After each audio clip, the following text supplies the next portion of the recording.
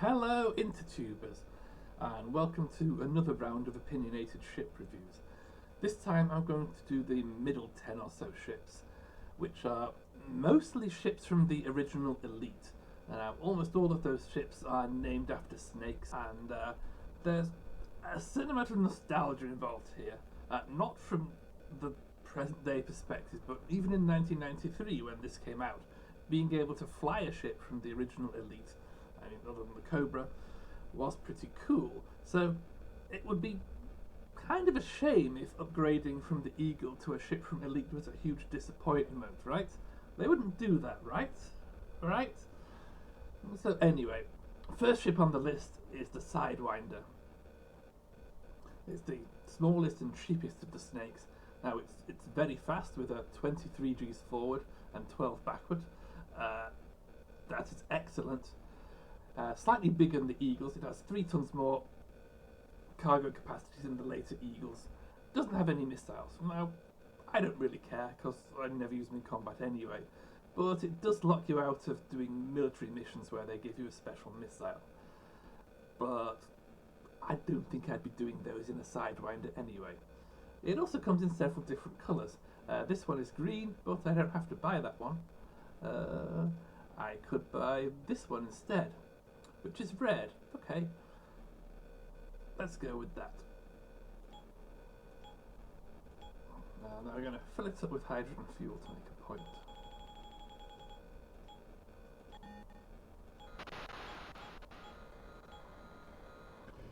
So, like most of the Elite ships, this has a very low polygon count.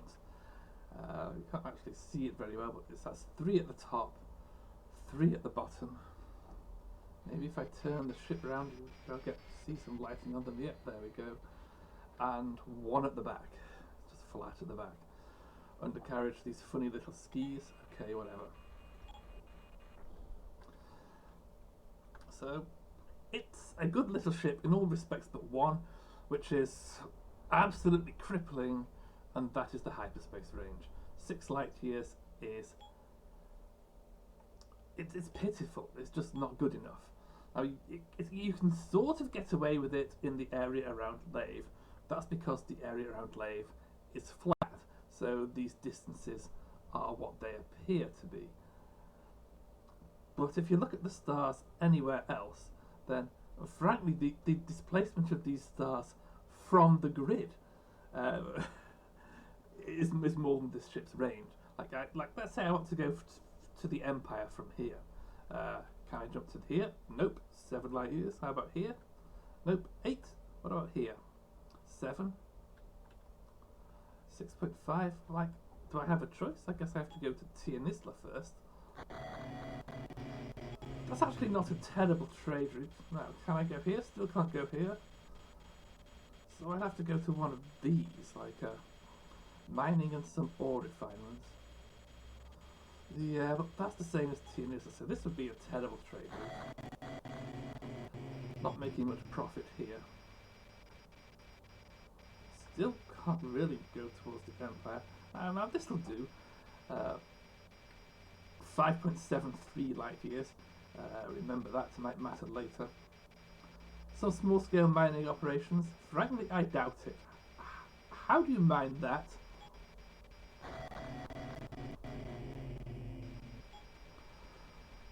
So then we go, I don't know, up here. Nope, can't go there. Can't go there. 6.5. Maybe there. Do I have a choice? Still can't go. Still can't go there. Can't go there. So Edquef or Olquac.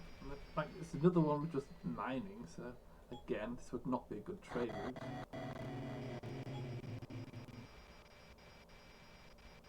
Arixac, nope, can't get there. Not in one jump anyway. Right. Maybe we go here next to BRS. Then perhaps to... Nope, still can't go to Arixac. Well, Altiti, I guess. But you notice we're just going through mining system after mining system after mining system. This is a terrible trade route. still can't get to VQuest, so I have to go via one of these two. This one completely useless, no planets, no registered settlements. Fine, I guess we have to go for it. And then finally to VQuest. So yeah, you can get around. Like I just travelled from the old world systems to the Empire. So I guess once we're here, we can do the VQuest of Facetious Trade route. Oh crap! No, we can't. It's 6.42 light years. You may remember this is one of the best trade routes in the Empire. It's where I built up from in an Eagle Mark 3. I made a ton of money here and then eventually upgraded to a Viper. Well, you just can't do it with a ship like this because this hyperspace range is so bad. And then as to how you get from here to the Federation, I don't even know. Like, do we go to Safak then up here?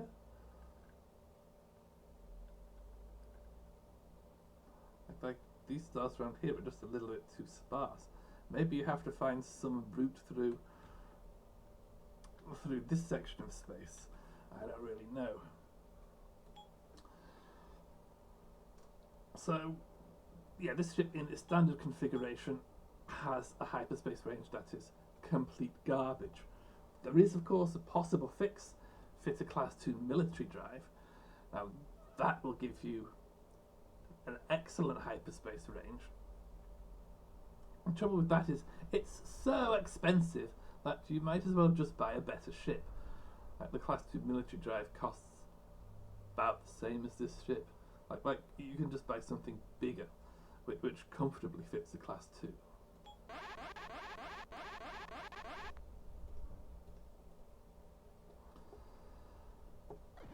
So overall, I think I would give this ship 0. It's not offensively crap, but there's just nothing to recommend it really. The next ship on this list is a Krait. It's 2 tons heavier than the Sidewinder, and one thing that's quite nice of it is both of those 2 tons go into the internal capacity rather than the hull. It's a little bit slower, but I think 20 and 10 is still pretty good for a ship of this size. And you don't have a problem with missiles. This fits no less than 4 missile pylons. So let's take a look at them.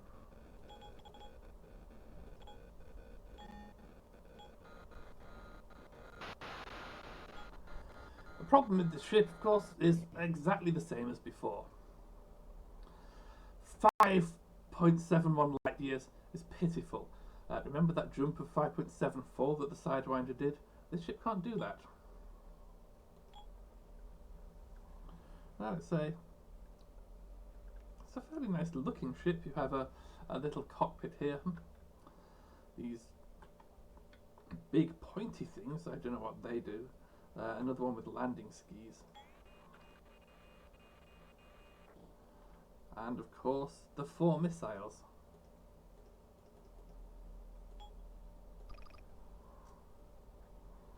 And I think this is some kind of shark's tooth design. These are red and white lines. Maybe work better on a Krait that's not. This is a slightly different colour. Although I don't think this is going to win any awards for looking good. Problem, of course, exactly as before. 5 light year jump range is pathetic, and again, this ship doesn't really. It's not good enough to justify putting a class 2 military drive in it. Again, just buy a bigger and better ship if you can afford that.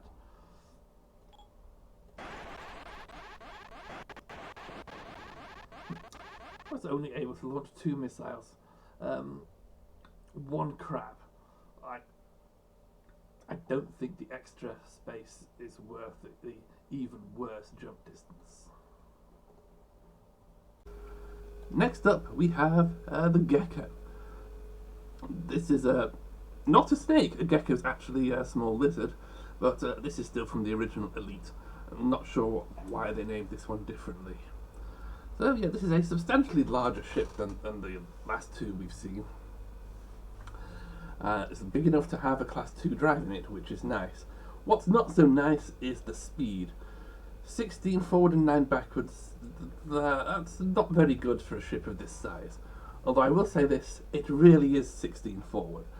There is a misprint in the manual that says it was only 6 Gs forward and 9 backwards, which is absolutely pathetic. And I believe some people actually believed this, and because this ship has 2 gun mountings, they actually put a laser in the rear gun mounting and flew this ship backwards. Which would have been correct if the manual is correct, but in-game text is correct. So, this seems nice, but the problem with this ship is immediately apparent. 9 tons of cargo space, because the Class 2 drive is kind of big. And if you want to do a full jump, that'll cost you 4 tons of fuel, leaving 5 tons left for trading or whatever. Now, maybe you don't need the full range, because the full range is crazy. But I'll buy 2 lots of the full range, and 1 missile just because I can. So yeah, the range here, I actually have to zoom out to see it. Range is crazy.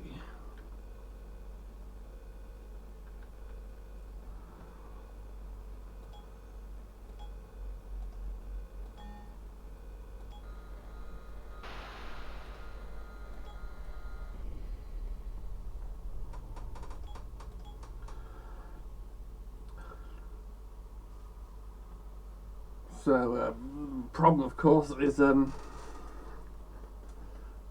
you don't have a lot of space left with that big stupid drive. You can of course go for the military drive option, that works, but it's ridiculously expensive when you could just upgrade a ship. There is also the meme option. This is absurdly expensive. You could probably buy a Cobra Mk3 instead for that price.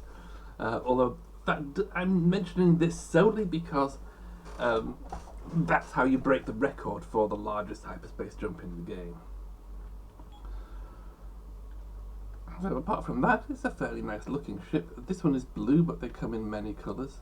We have a wheelie undercarriage.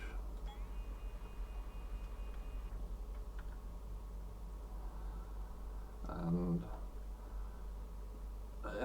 very low polygon count, fairly typical of an elite ship. So let's just see how far we can go. In 2 jumps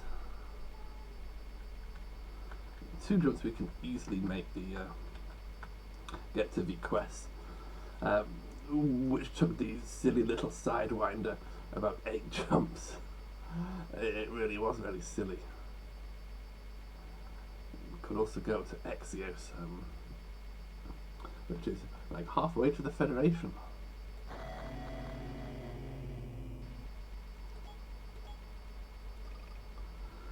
But the problem, of course, is that, well, this ship is almost perfectly balanced between ships that work well with Class 1 drives and ships that work well with Class 2 drives. It's sort of exactly in the middle, and as a result, doesn't really work well with any of them.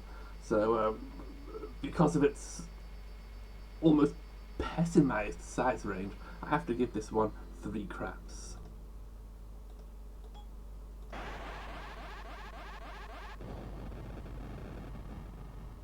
Next we have the Adder. Not a very exciting looking ship. It looks like a brick, and it kind of flies like one too. 18 forward and 8 back is not good for a ship of this size, although it does at least beat the Gecko. It also comes in many different colours. Like, I'm not going to buy the grey one because there's also a blue one on sale.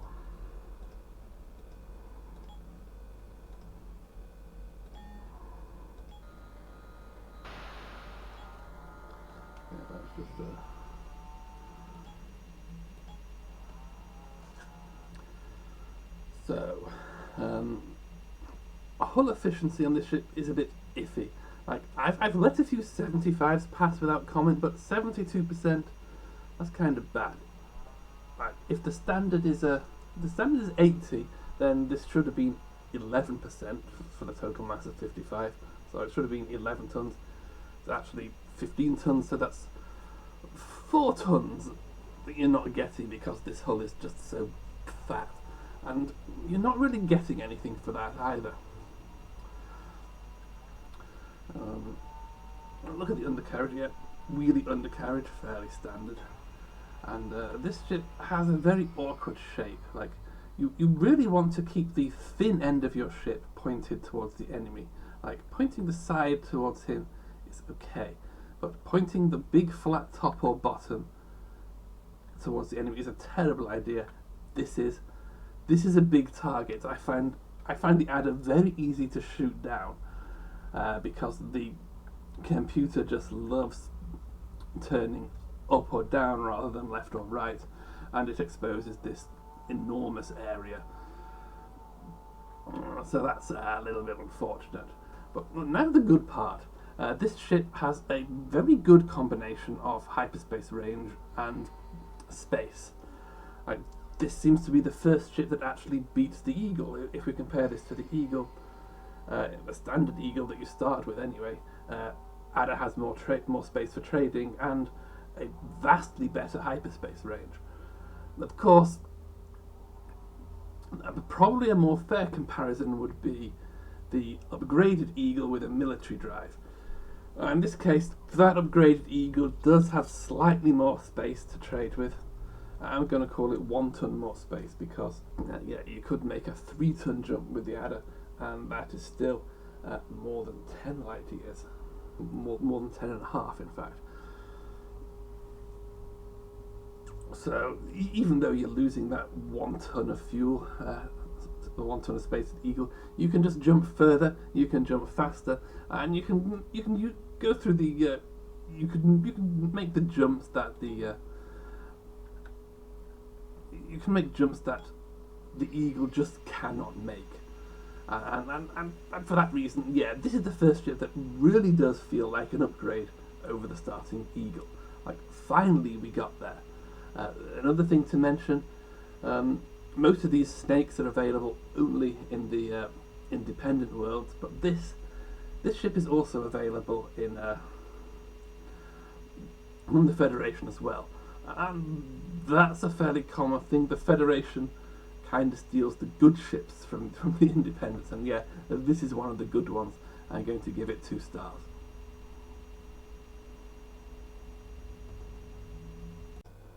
Now we have the Viper, or Viper Defense Craft to give it its full name, because this is the police ship. This is the ship that will swarm out of space stations and execute you for minor traffic violations. And it's actually pretty good at it. If you look at the speed, 24 forwards and 10 backwards, that's really outstanding for a ship of this size. That's what you'd expect out of a long-range fighter like the Eagle. It also has 4 missiles, if you really, really like missiles, and this ship does have room for them, I guess. It also comes in a lot of colours, so I don't think anyone would ever fly a grey one, when you have much better options like hot pink. Yeah, let's buy that.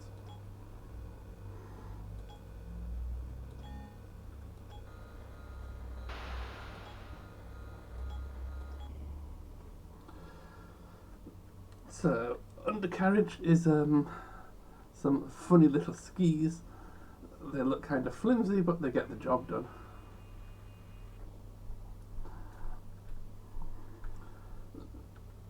So yeah, the hull efficiency of the Viper, much better than the Adder.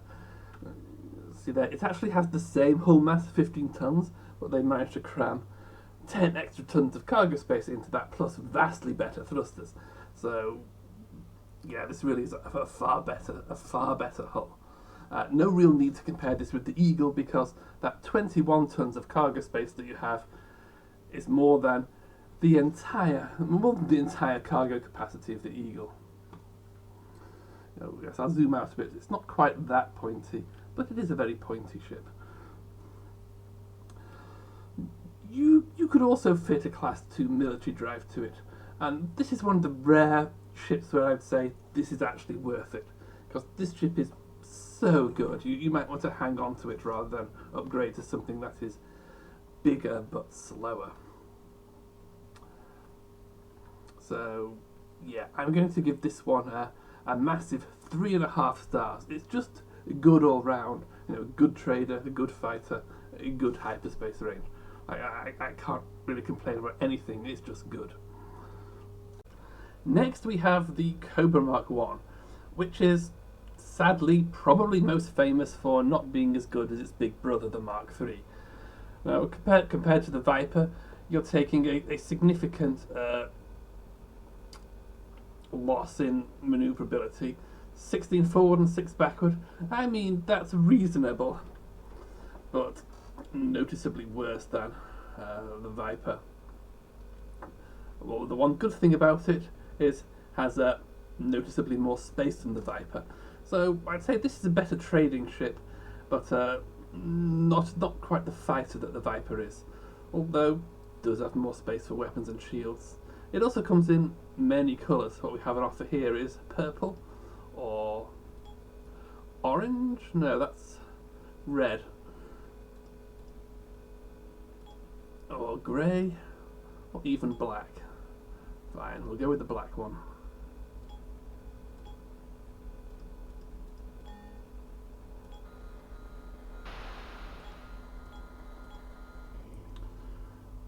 So, one thing to notice, we actually have a decently efficient hull. 80% is the standard, and we've finally got there. So, undercarriage, bunch of wheels, whatever.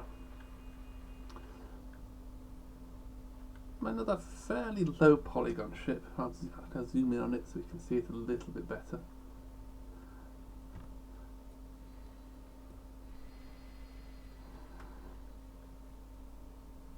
Yeah, there you go. So it's a decent ship for trading, but kind of lags behind the Viper a bit as a fighter. I'd say that hyperspace range of 10 and a bit is completely reasonable. I will confess that I have used it in the Class 3 military drive configuration. That's useful for, I think, one thing and one thing only, which is grinding your federal rank. Because the federal military missions, they want you to go to all kinds of crazy places that are a long distance away. And I found that the ship built like this was one of the best ways to do that. But I think for any other purpose, I think this is a standard drive of 10 light is perfectly adequate. So yeah, I think this is a decent trading ship. I'm going to give it 3 stars.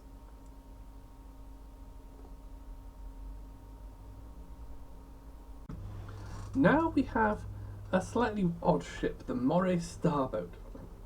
So once again, we're a little bit bigger. We now have 70 tons to trade, and sadly we're a little bit slower. 14 forward and 6 backwards. That's really starting to hurt. Still, my complaints about this ship really only apply if you're trying to use it as a fighter.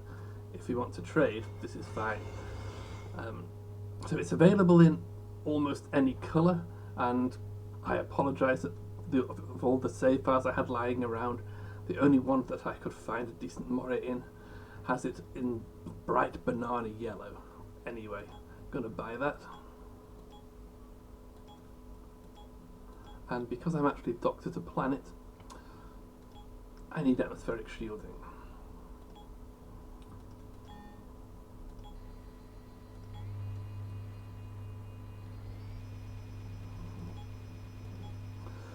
So this is another ship from the original Elite, fairly low polygon count.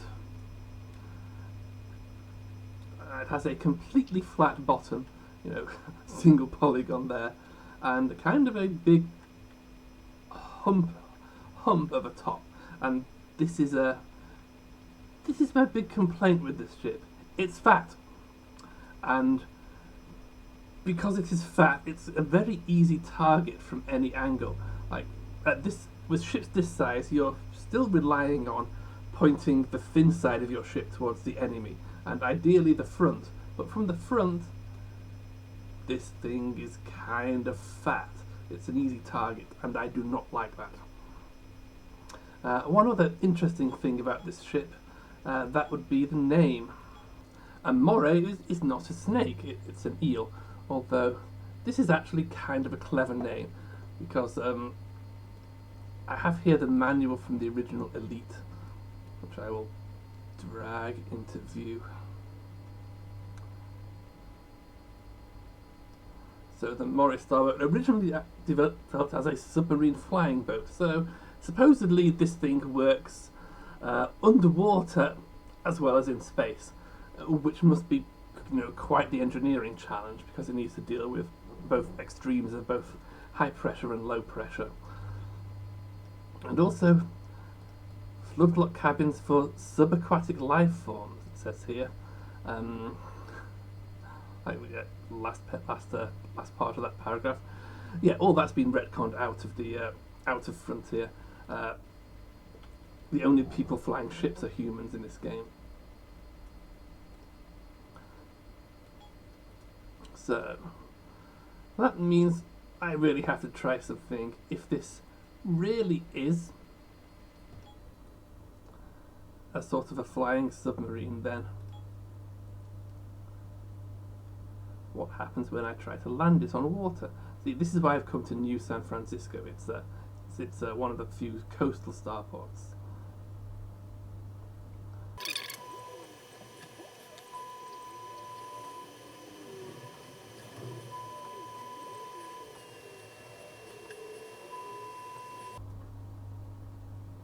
So here we are, trying to land on water, and we're going to go to do this two ways. First time with the undercarriage down, which is kind of stupid considering what I'm attempting, but we'll see if this works.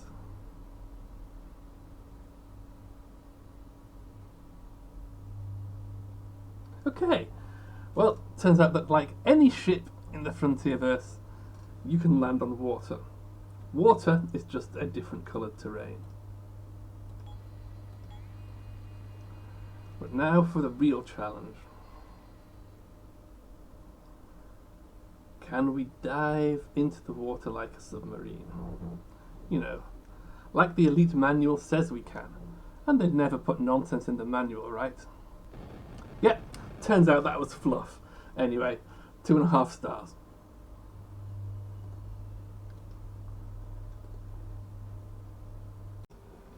Next up we have a classic on one of the most famous ships in space, perhaps even famous outside of the Frontierverse, the Cobra Mk3. This was the only ship you could fly in the original Elite. In Frontier, it's just one out of many ships, but it is a good one.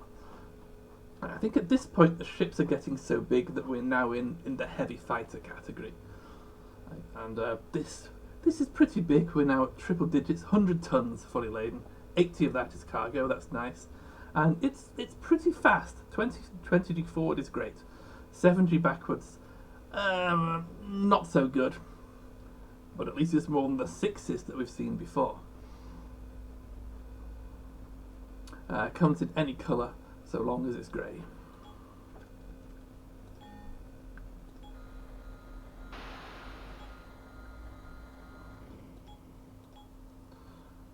So yeah, this thing is bristling with equipment because this is like a real save file where I've pimped out this ship for assassination work, and it's pretty damn good. So undercarriage up, yay, whatever. So yeah, fairly low polygon count at the bottom, 3 polygons, but quite a few more at the top. And yeah, very nice engines, forwards and backwards. So yeah, we have a decently efficient hull, 80 tons. The only problem, about 80%, the only problem is that the ships are now getting a little bit big for a class 2 drive. Now for boring stuff like trading, I think that 8 light years is just about adequate. But if you want to do the interesting stuff like assassination missions, I think there's really only one option, and that's the military drive option. this is extremely expensive, but once you equip this ship out properly, it is a beast. I mean, you get an incredible 18 light year jump range, which is enough to catch up with any assassination target that I've seen, and some of them are quite surprisingly fast. And you still have enough space left to be a really nasty ship that can actually kill the assassination target. I mean, I can take this thing into somewhere like Reedquart and not really be worried about dying. So it is great, and still has a bit of space left for trading. It's a pretty good shape. You'd really want to keep the front or even the side towards your enemy, because it's pretty hard to hit that way. You don't want to show them your top or your bottom.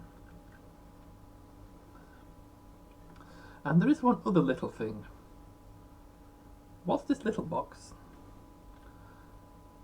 I can zoom in on it, and this is as far as the game will let me zoom in. There seems to be writing here. Okay. So, what are we going to do about that? Well, some shenanigans will be needed to figure out what's written there. So I'm going to go to a starport. New York seems as good as any.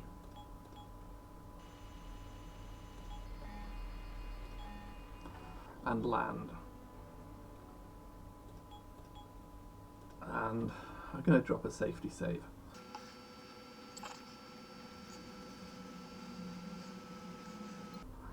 So here's the trick. Buy something else.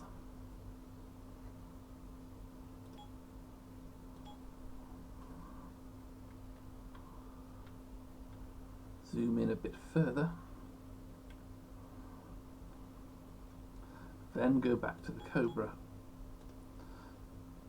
I'm not like that. What am I thinking?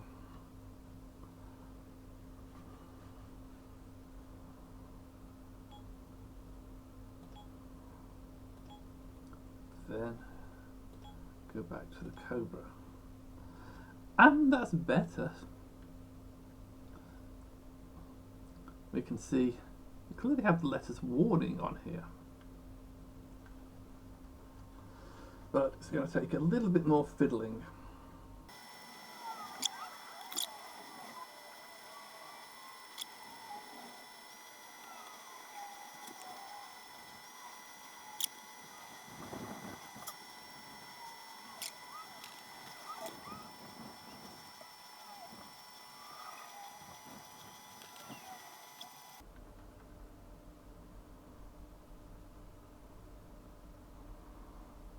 Okay, this is about as good as it's going to get, I think.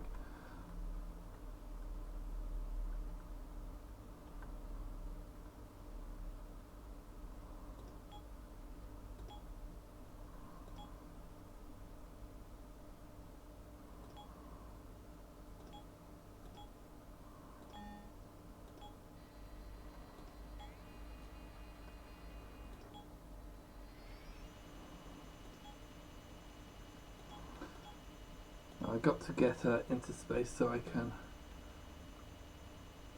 Warning.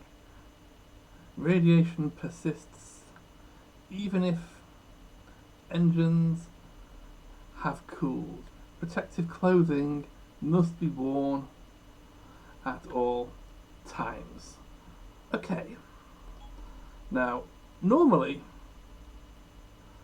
the good ships survive the reviewing process. However, that was annoying and fiddly.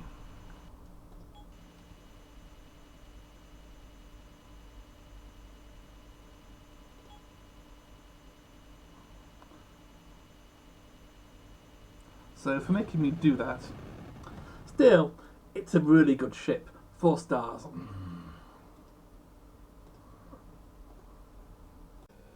And now we have the Constrictor. This may or may not be from the original Elite, depending on the version. It wasn't normally seen except in a special mission, because in that game the Constrictor was a top secret military ship under development, and someone had stolen it, and it was then the player's job to track it down and kill it, which was not easy because it was hilariously overpowered. Now, since it is now a ship that a player can fly, it's been toned down a bit, but it's still pretty good. It's a bit big in the Cobra. We're now at 90 tons of stuff, and this is greatly improved. 22 forward, 10 backward. That's kind of amazingly good for a ship of this size.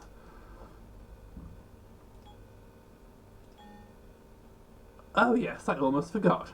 The ships are now getting to be so big that a single person cannot operate them. So you have to find people. Why do you need a job? Whatever. I've worked as a crew. Wasn't paid enough. I don't really care. Fine.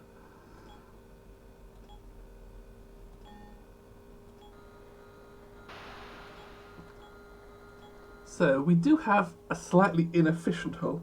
Like, this is considerably below 80%.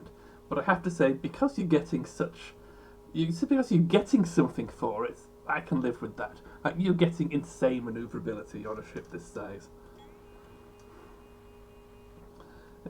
I don't know, it's a bit boxy looking, but it still has a pretty small target area from the side, or especially the front. If you keep the front pointed towards your enemy, which of course you should be doing, then you'll be difficult to hit. Although the ships are getting kind of big at this point, and you're starting to rely far more on shields than you are on being small. Another issue with the size of this ship, this default drive that you get, this really isn't good enough. Oh, come on. Like, 6.6 light years, kind of crappy.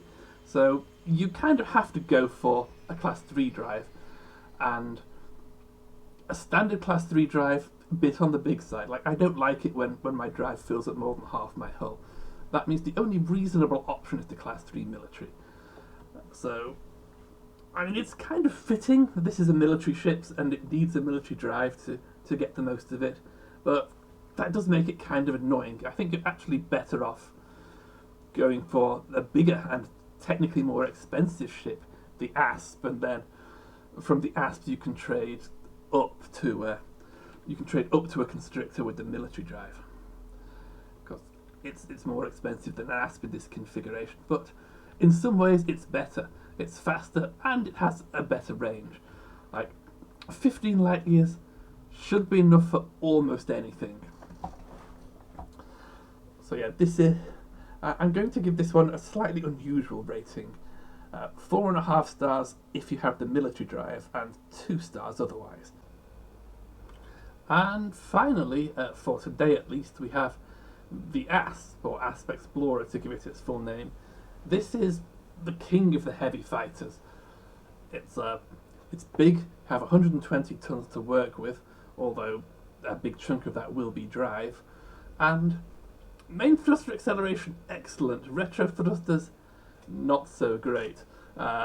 When I'm autopiloting towards a planet, it's certainly tempting to just go halfway, then turn the ship around and use the main thruster as a brake, because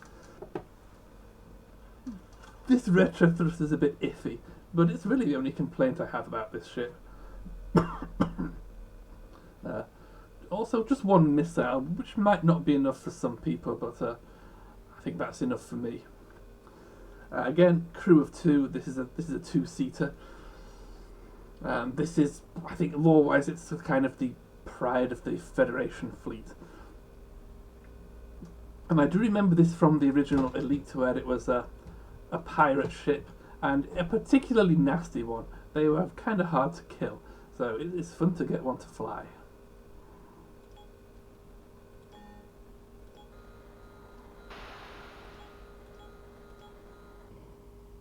So yeah, wheels are starting to look very small, but of course they get the job done.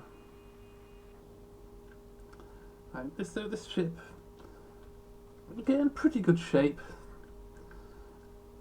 From the front, it's reasonably small, but you are going to need shields if the enemies have beam lasers. You're getting tagged, and so yeah, you do need a few shields for this one. but still a nice ship. We have here a 80% efficiency, that's nice, and with the standard drive, 12 light years, that's pretty damn good. The drive is, of course, kind of big. I mean, it's still less than half the hull. I mean, there is the military option if you want it. I think that's unnecessary. I'm quite happy with the standard drive. And there is one completely crazy option, which is to fit a class 4 drive. I mentioned that because this ship is called an Explorer, and if you want to, you can fit it with that drive and fuel scoops and just enough of the bare essentials to get by. And then you have a ship with an absolutely incredible hyperspace range that is essentially self-sufficient. It can scoop up fuel from gas giants or even from stars if it has to. So if you want to explore the galaxy and try to get to some really far away places, this is your best bet. In fact, this ship is pretty damn good at everything. It's the best trader we've seen so far, simply by being big. It's an excellent fighter because of very nice maneuverability and enough space for some. Enough space to make this into a really nasty ship, which is kind of what I've done here. Like 5 shield generators. That means I can ram anything that's too annoying to shoot down. So I'm going to have some fun with this.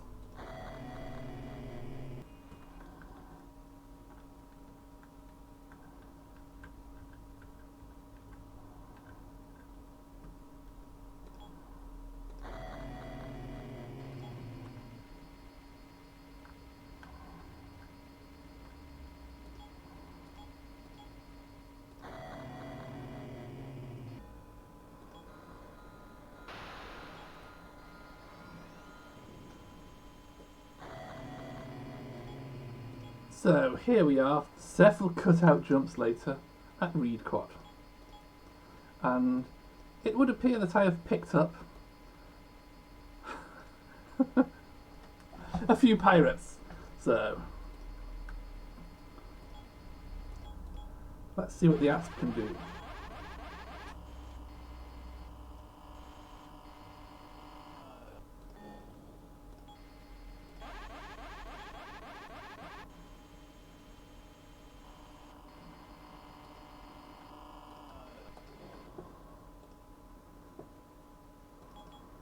Really? Okay.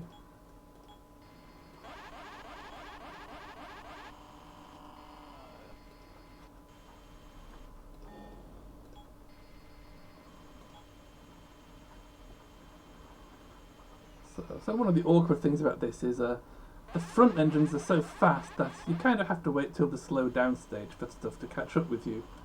Like this guy. Why can't I click on him?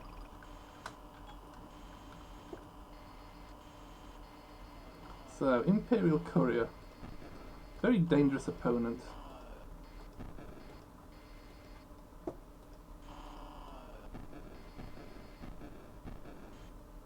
But as long as it's not pointing towards me, not a lot you can do.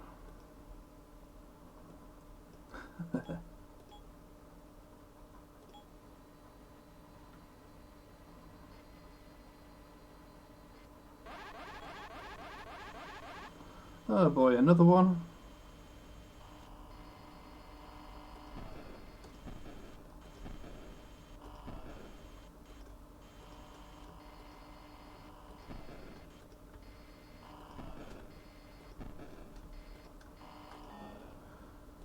Yeah, easy.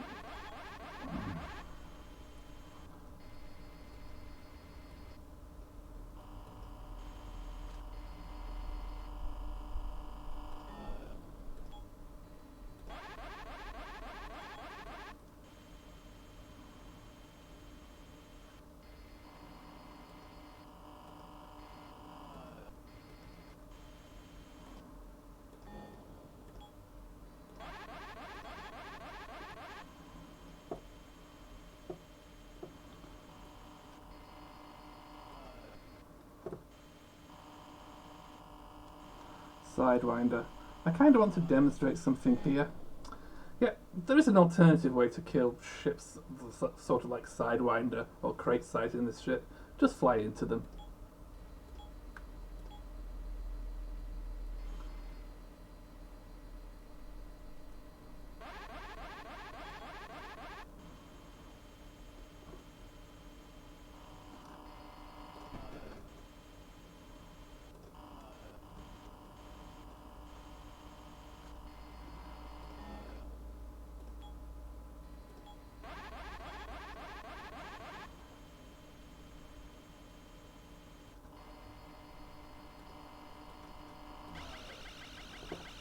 Ooh, energy bomb, that's nasty.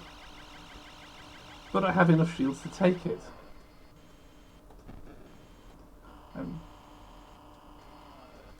That's one kind of annoying thing about this game. If your ship is small, you may get energy bombed, and there's literally nothing you can do about it. But once you've got enough shields, you can just shrug it off. Aha, and a real challenger, another asp.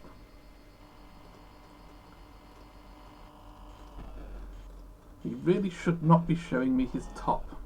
It's an easy target.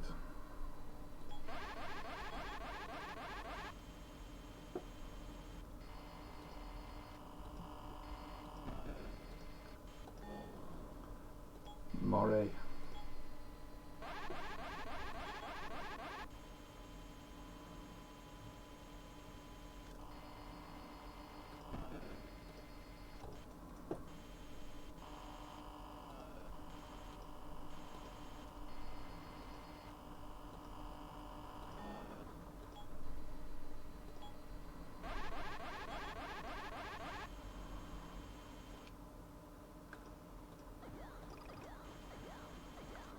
Ooh. It's a falcon. This is kind of a real opponent.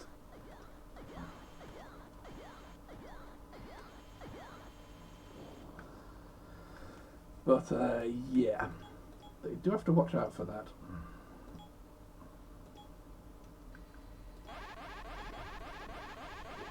I mean, small ships are as hard to shoot down as they ever were.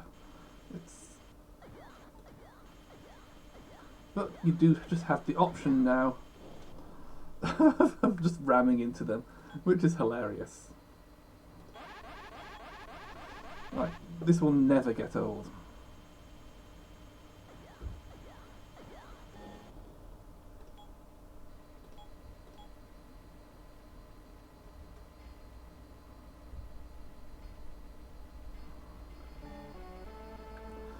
So what can I say? I love this ship. It's probably the best fighter in the game, and you know what? I'm going to give it 5 stars. Because yeah, let's just end this on a high note. This is a 5-star ship.